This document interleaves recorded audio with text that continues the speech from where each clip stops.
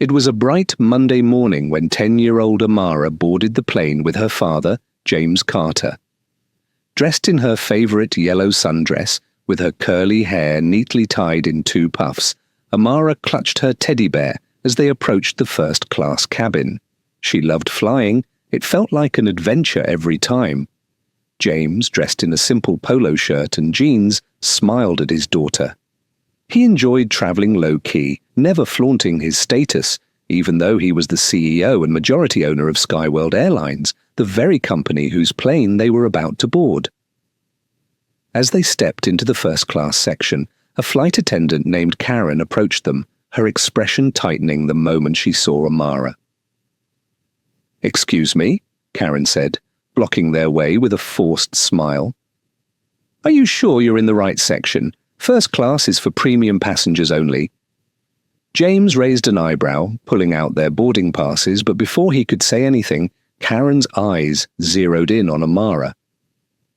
"I'm sorry, sir, but this section isn't open for children traveling, coach. You'll need to find your seats in economy." Amara's smile faded as she looked up at her dad, confused. She had flown first class many times before, but no one had ever stopped them like this. James remained calm, though his jaw tightened slightly. He handed over their first-class boarding passes to Karen, his eyes never leaving hers. "We have first-class tickets," he said quietly, his voice steady. Karen barely glanced at the tickets before shaking her head dismissively. "There must be some mistake. Perhaps you were upgraded by accident, but I'm going to have to ask you to move to the back. First class is for our premium clientele, and we have to maintain a certain standard." She emphasized the last word, her eyes flicking toward Amara with a disapproving glance. Passengers nearby started to notice the commotion. Some raised their eyebrows, whispering among themselves, while others just looked away, pretending not to hear. Amara tugged at her dad's sleeve, whispering, "Daddy, did we do something wrong?" James crouched down to her level, giving her a reassuring smile. "No, sweetheart, we didn't do anything wrong." He stood up, turning his gaze back to Karen. "I'd like to speak to the captain," James said firmly. Karen scoffed. "The captain is very busy preparing for takeoff. I'm sure he doesn't have time to deal with seat mix-ups." She crossed her arms, standing her ground. At this point, a co-pilot, noticing the growing tension, stepped out from the cockpit. "Is there a problem here?" he asked, glancing between James, Amara, and Karen. Karen quickly turned to the co-pilot, her voice dripping with confidence. "No problem at all. These passengers seem to think they belong in first class, but there's clearly been a mistake." She waved the boarding passes dismissively. "I was just guiding them back to economy." The co-pilot frowned and took the boarding passes from Karen's hand, scanning them carefully. His eyes widened slightly when he read the name, James Carter. He immediately straightened his posture and looked directly at James, his face turning pale. "Mr. Carter? I didn't realize," he stammered, realizing exactly who was standing before him. Karen blinked in confusion, her confidence wavering. "What's the issue?" she asked, still not understanding the situation. The co-pilot turned to her, his voice low but firm. "Karen, this is James Carter, the owner of Skyworld Airlines. He's your boss." For a moment, silence filled the cabin.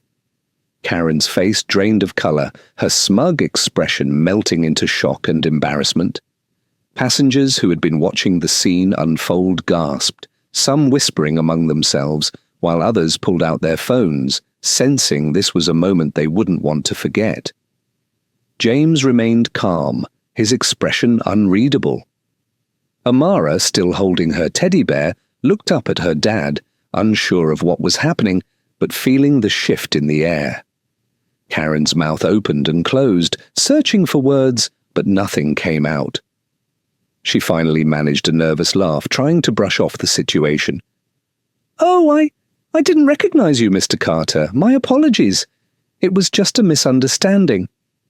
She forced a smile, her tone suddenly sweet. But the damage was already done. James looked at her calmly, his eyes sharp, but his voice still steady. "It wasn't a misunderstanding," he said softly, yet his words carried weight. "You made an assumption." Karen's forced smile wavered. She opened her mouth to apologize again, but James raised his hand slightly, stopping her. "I don't need an apology from you," he continued, "but you owe one to my daughter." Karen's eyes darted to Amara, who clutched her teddy bear tighter. I'm sorry, sweetie," Karen mumbled awkwardly, clearly uncomfortable. Amara didn't respond.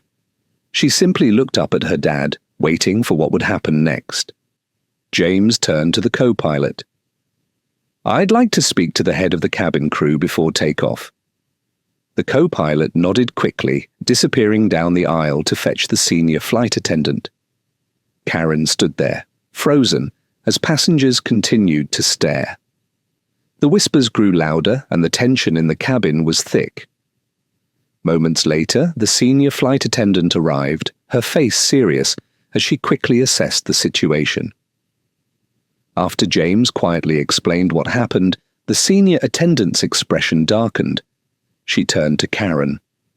"Karen, I need to see you in the galley. Now." Karen hesitated, her face flushed with humiliation, before finally turning and walking down the aisle, avoiding eye contact with everyone. The senior attendant turned back to James. "Mr. Carter, I deeply apologize for this incident. Please make yourself comfortable. We'll ensure you and your daughter are well taken care of." James gave a polite nod, guiding Amara to their seats. As they settled in, the buzz of whispers continued throughout the cabin. As James and Amara settled into their plush first-class seats, the atmosphere in the cabin remained charged. Passengers whispered among themselves, many of them casting curious glances toward the pair. Some even gave James subtle nods of respect, recognizing the quiet dignity with which he handled the situation. Amara leaned over to her dad, her voice soft. "Daddy, why was she so mean to us?" James sighed, brushing a curl from her forehead. "Sometimes people judge others without knowing who they really are," he explained gently. "But that says more about them than it does about us." Amara thought about that for a moment, then gave a small nod, her innocence blending with new understanding. Just as the plane began to taxi, the senior flight attendant returned, this time with 2 glasses of sparkling water and a special snack tray just for Amara. "Mr. Carter, Miss Amara," she said warmly, "we want to make sure your flight is as pleasant as possible. If you need anything at all, don't hesitate to ask." Amara's face lit up at the special attention, and she whispered to her teddy bear, "See!" We didn't do anything wrong. As the plane took off and ascended into the clouds, James glanced out the window, his mind reflecting on the events. He wasn't one to cause a scene, but he knew this incident needed to be addressed beyond just an apology. When the flight reached cruising altitude, James pulled out his phone and composed an email to the airline's HR department detailing the experience, not out of spite, but to ensure that no other family would face such unfair treatment in the future. Meanwhile, in the back of the plane, Karen sat in the galley, her face pale and her mind racing. She knew the consequences of her actions would follow her long after the plane landed. As the flight continued smoothly, Amara dozed off with her teddy bear tucked under her arm, her head resting on her dad's shoulder. James gently pulled a blanket over her and stared out the window, his mind still lingering on the incident, but focused on how to use this as a teaching moment for both Amara and his airline staff. When the plane began its descent, the senior flight attendant returned to their seats, her expression serious but respectful. "Mr. Carter," she began quietly, "I wanted to let you know that we've reported the situation to the airline's management. Karen will be addressed as soon as we land." James gave a small nod. "Thank you," he replied. "I'll be following up personally." As the plane touched down and taxied to the gate, passengers began gathering their belongings. Some of them, emboldened by what they had witnessed, approached James and Amara on their way out. "That was handled with class, sir," one man said, offering a respectful nod. "You've got a strong little girl there," a woman added with a warm smile at Amara, who was now wide awake and clutching her teddy bear proudly. James thanked them politely, but his focus remained on Amara, who looked up at him with wide eyes. "Daddy, are we going to fly on your planes again?" she asked.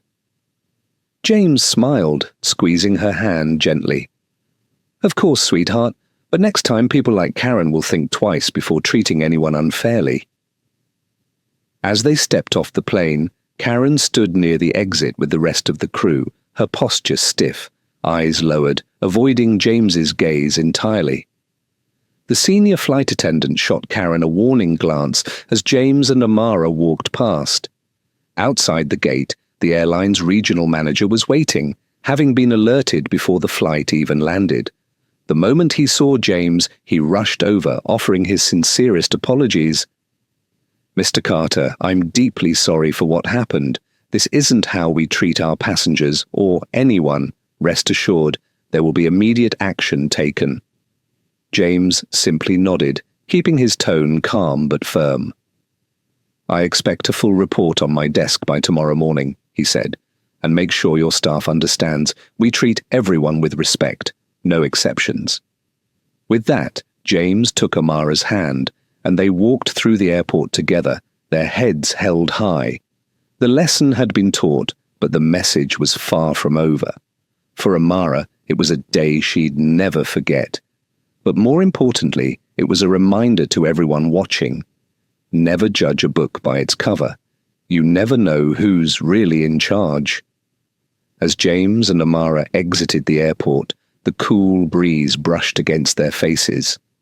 Amara looked up at her father, her curiosity still bubbling. "Daddy, will Karen lose her job?" she asked softly.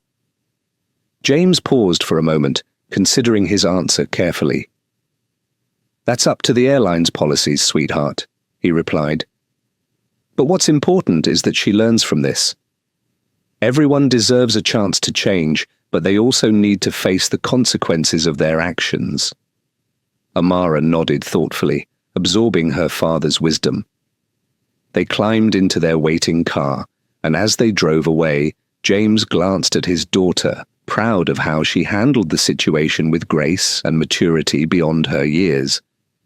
Back at the airline headquarters the next day, the incident became a topic of discussion throughout the company. A mandatory staff meeting was scheduled, focusing on diversity, respect, and customer service.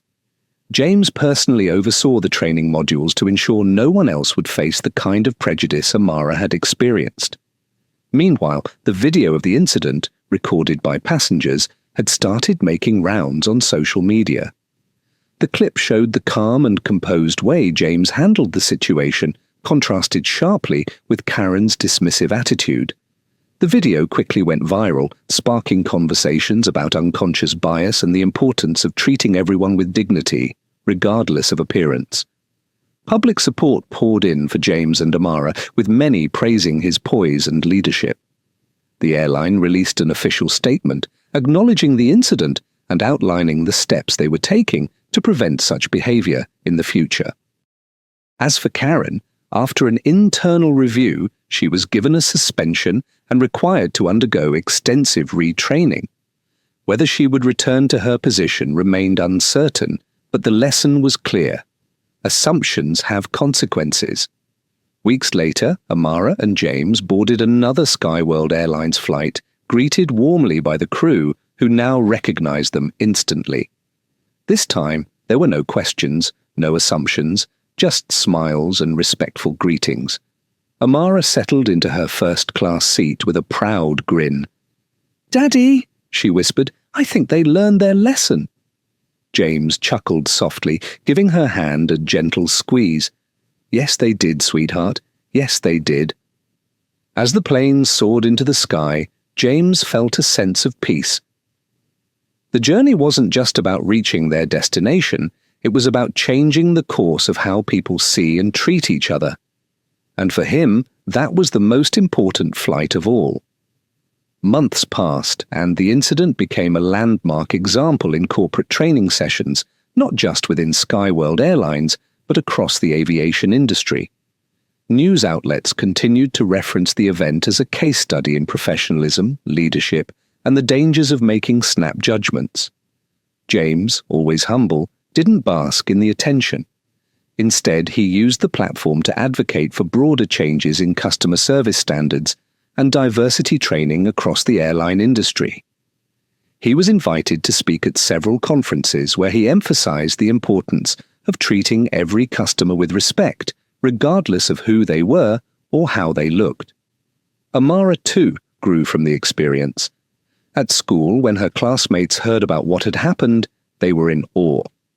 But Amara didn't focus on the negative. Instead, she shared what her father taught her about standing up for oneself and the power of kindness in the face of prejudice. One day, while boarding another flight for a family vacation, a young flight attendant approached Amara with a warm smile. "Are you Miss Amara?" she asked gently. Amara nodded, surprised. "I just wanted to say thank you. Your story inspired me to join this airline and help make sure everyone feels welcome here." Amara beamed, feeling proud, but also realizing that even small moments could make a big difference. As they took their seats, James watched his daughter with admiration. She was growing into someone who understood the world's complexities but faced them with courage and grace. And as the plane lifted off, soaring into the open sky, it wasn't just another flight. It was a symbol of how far they had come and how much further they could go. Years later, Amara stood in front of a large audience at her university graduation. She had been selected as the valedictorian, her speech eagerly awaited by hundreds of students, faculty, and proud families. Dressed in her cap and gown, she looked out into the crowd and spotted her father in the front row, his eyes shining with pride. As she began her speech, Amara shared the story that had shaped her perspective on life, the day a flight attendant had judged her unfairly, unaware that her father owned the airline. But Amara didn't focus on the injustice. Instead, she highlighted the lessons learned about dignity, resilience, and the importance of challenging prejudice with grace. That day taught me that we are often underestimated based on how we look or where we come from, she said, her voice steady and confident. But it also taught me that true power lies not in proving people wrong with anger, but in showing them who you are through your actions. The audience erupted in applause, many touched by her words and inspired by her strength. James felt a surge of emotion, remembering that day on the plane and how far his daughter had come since. After the ceremony, people approached Amara, praising her speech and asking for advice. She handled each interaction with the same warmth and humility her father had shown all those years ago. Later that evening, as they celebrated with family and friends, James pulled Amara aside. "You've become everything I ever hoped for, and more," he said, his voice filled with emotion. "I'm proud of how you turned a difficult moment into a lifelong lesson, for yourself and for others." Amara hugged her father tightly. "I learned from the best, Dad." As they looked out at the night sky, the stars twinkling above, James knew that the journey they had started on that plane years ago had led to something far greater than he could have ever imagined. It wasn't just about owning an airline or overcoming a single act of prejudice. It was about teaching the next generation to rise above, to lead with integrity, and to never let anyone define their worth. And in that moment, James realized something powerful. Sometimes the greatest flights we take aren't in the air, but in the hearts we inspire along the way. A few years later, Skyworld Airlines hosted its annual gala event, celebrating the company's growth and commitment to inclusivity. The event was a grand affair with industry leaders, employees, and special guests from around the world in attendance. The ballroom glittered with lights, and the atmosphere buzzed with excitement. James, now even more respected in the aviation industry, took the stage to deliver his keynote speech. But this year, he had a surprise for everyone. "Tonight," James began, "I want to introduce someone who represents the future of this airline and everything we stand for." The crowd murmured with curiosity as James turned to the side of the stage. "Please welcome my daughter, Amara Carter." Amara, now a confident young woman, stepped onto the stage, her presence commanding immediate attention. The room erupted in applause as she took the microphone. "Many of you know me as James Carter's daughter," she began, smiling warmly. "But years ago I was just a little girl denied a seat in first class, not because we didn't have the ticket, but because of how I looked." The audience fell silent, hanging on her every word. That moment could have made me bitter, but instead, it became the foundation of who I am today. My father taught me that leadership isn't about power, it's about how you treat people. And that's the kind of legacy we're building here at Skyworld Airlines. The room erupted into cheers, the message resonating deeply with everyone present. After the event, many employees approached Amara, sharing how her story had changed the culture of the airline. Karen's name was rarely mentioned anymore, but her actions had left a lasting lesson within the company. As the evening wound down, James and Amara stood on the balcony overlooking the city lights. "Dad," Amara said softly, "I've been thinking, I want to take a bigger role in the company. Not just because it's our family business, but because I believe in what we're doing." James smiled, placing a hand on her shoulder. "I was hoping you'd say that." And just like that, a new chapter began, not just for Amara and James, but for Skyworld Airlines, as it soared into a future shaped by integrity, respect, and the enduring power of standing up for what's right.